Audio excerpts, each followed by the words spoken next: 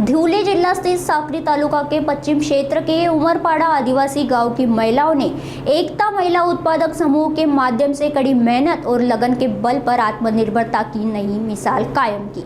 पिंपलनेर के जीव विज्ञान प्रोफेसर गौतम गागुड़ के मार्गदर्शन में इन महिलाओं ने आयस्टन मशरूम की खेती शुरू की और पहले से ही सीजन में सफलता हासिल की।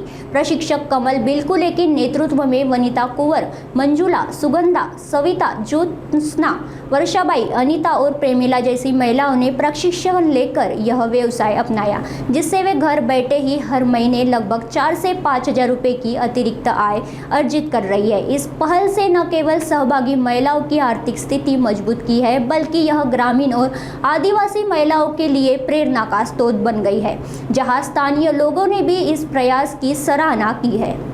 कमल अरविंद बिलकुले, मी एकता महिला उत्पादक गटाची अध्यक्ष आणि उमेद महिला ग्रामीण जीवन उन्नती अभियान याच्या मार्फत आम्ही उत्पादक गट तयार केला आणि त्या मार्फतानुसार आम्ही मशरूम तयार केलं आणि मशरूम तयार करण्यासाठी आम्हाला गौतम गांगुर्डे सरांनी उत्तम प्रकारे प्रशिक्षण दिलं आणि प्रशिक्षण दिल्यावर ते कसं तयार करावं, बिना केमिकल युक्त तयार करायचं आम्हाला प्रशिक्षण दिलं आणि प्रशिक्षण दिल्यानंतर आम्ही त्या सरांनी आम्हाला व्यवस्थितरित्या गरम पाण्यात कसं उकळावं, पाणी उकळवून त्याच्यात किती वेळ भिजत घालावं ते पण आम्हाला व्यवस्थितरित्या शिकवलं आणि त्या शिकवल्यानंतर आम्हाला त्या पिशव्या कशा भराव्या ते पण सरांनी आम्हाला व्यवस्थितरित्या शिकवलं आणि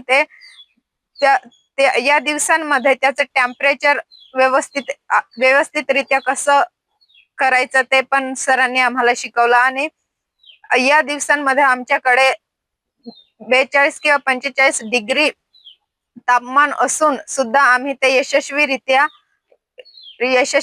आम्ही ते पार पाडलं आणि कोणीही ती शेती करू शकतं। धन्यवाद। नमस्कार, माझं नाव अनिल कुवर, प्रभाग समन्वयक, उमेद महाराष्ट्र राज्य ग्रामीण जीवनोन्नती अभियान तालुका अभियान व्यवस्थापन कक्ष पंचायत समिती साखरी अंतर्गत उमरपाटा येथे एकता महिला उत्पादक गट यांनी मशरूम शेती केली आहे। ते मशरूम शेती उत्तमरित्या त्यांचं काम चालू आहे।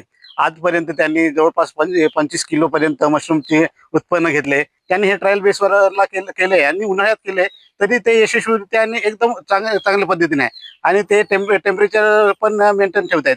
तसंच आता याच्यानंतर भविष्यात आपल्याला उमरपाटा एरियात किंवा साक्री तालुक्यात हे मशरूम शेतीचं जास्त कसं उत्पादन वाढवण्यात येईल याच्यावर आपला मेन फोकस राहणार आहे आणि ह्यांना गौतम गांगुर्डे सरांनी उत्तमरित्या मार्गदर्शन आणि प्रत्येक वेळी फॉलोअप घेऊन ते करून घेत आहेत।